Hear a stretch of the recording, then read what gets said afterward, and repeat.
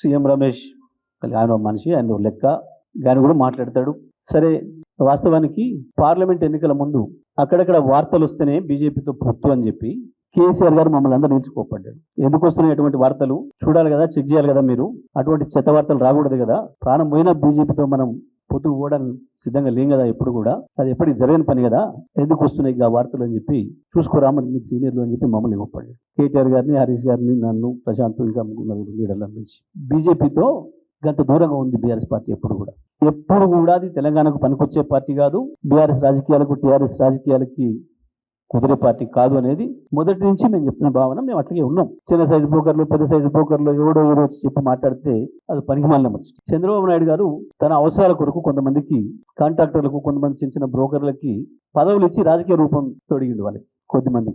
అటువంటి వాళ్ళు మాట్లాడే మాటలకి పెద్ద విలువ ఉండదు, దాన్ని పట్టించుకోవాల్సిన అవసరం కూడా లేదు. దానికి పెద్ద బయట పెట్టే ఫుటేజ్ సీఎం రమేష్ ఇంటికి కూడా పోయిన మిత్రుడు రమ్మంటే ఏముంది దానికి? ఎయిర్పోర్ట్లో పోతున్నప్పుడు, పార్లమెంట్లో కలిసినప్పుడు అన్న మా ఇంటికి ఒకసారి భోజనం రండి అని పిలవడం అనేది చాలా కామన్ విషయం. ఇది మా దయాకర్ రావు గారు, మా ఇంకో పార్లమెంట్ మిత్రుడు ఒకసారి నేను ఢిల్లీ పోయినప్పుడు కూడా అన్న ఇల్లు ఆయన చాలా బాగా కట్టిండన్న, ఇంటీరియర్ చాలా బాగుంది అన్న, దాన్ని చూడాలన్న ఒకసారి అన్నారు. ఆయన కూడా ఫోన్ చేసిండు. ఆయన ఫోన్ చేసిన ఇక్కడ నాది కూడా ఉంది, అన్న ఒకసారి రండి భోజనానికి. పోతారు, ఏముంది దానికి?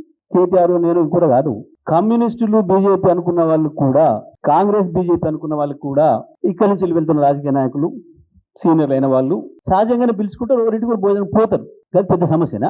నువ్వు ఆ సీసీ ఫుటేజ్లో కనుక దిద్దామంటే సీఎం రమేష్ జీవిత కాలంలో అతి ఎక్కువ రోజులు ఉండేది చంద్రబాబు నాయుడు గారి ఇంట్లో, లేదా ఢిల్లీలో ఇప్పుడు గత ఏడాది కాలంగా తెలంగాణ ముఖ్యమంత్రి రేవంత్ రెడ్డి ఇంట్లో, తేజ్ తుగ్లక్ రోడ్లో. తీద్దామా సీసీ ఫుటేజ్? తీద్దాం పట్టు. 23 బంగ్లా తుగ్లక్ రోడ్లో ఇప్పుడు తెలంగాణ ముఖ్యమంత్రి అఫీషియల్ రెసిడెన్స్. దాని సీసీ ఫుటేజ్లు తీద్దాం. సీఎం రమేష్ నువ్వు ఎన్ని రోజులు దాంట్లో ఉన్నావో, నువ్వు నీ తమ్ముడు, తీద్దామా? ఆయనే చెప్పింది చాలా సందర్భాల్లో, చిచి ఈ బీజేపీ పార్టీ నేను ఎట్లుంటానా, నన్ను మా సుజనా చౌదరిని చెయ్యి విరిచి ఆర్బిట్రిస్ట్ చేసి తీసుకుపోయారు, మమ్మల్ని ఈడీలు వేస్తాం, మమ్మల్ని ఇల్లు వేస్తాం, అండ్లు వేస్తాం భయపెట్టి తీసుకుపోయిన పార్టీ. నేను ఎప్పటికీ చంద్రబాబు మనిషిని, మా అభిమాన నాయకుడు చంద్రబాబు తప్ప ఇది కాదు లేదు పేర్కొంటున్నా కానీ. అందులో భౌతికంగా అందులో ఉన్నాడు, ఆత్మ చంద్రబాబు దగ్గర ఉంటుంది. చంద్రబాబు శిష్యుడు రేవంత్ కాబట్టి ఇటు కూడా సగం ఆత్మను ఇచ్చిండు. సీసీ ఫుటేజ్ సిద్ధమాను సీఎం రమేష్ తీద్దామా? తేజ్ తుగ్లక్. చంద్రబాబు ఢిల్లీకి వచ్చిన ప్రతిసారి మొత్తం వచ్చి నుంచి పోయినాక నువ్వే ఏమిటంటావా ఉండవా?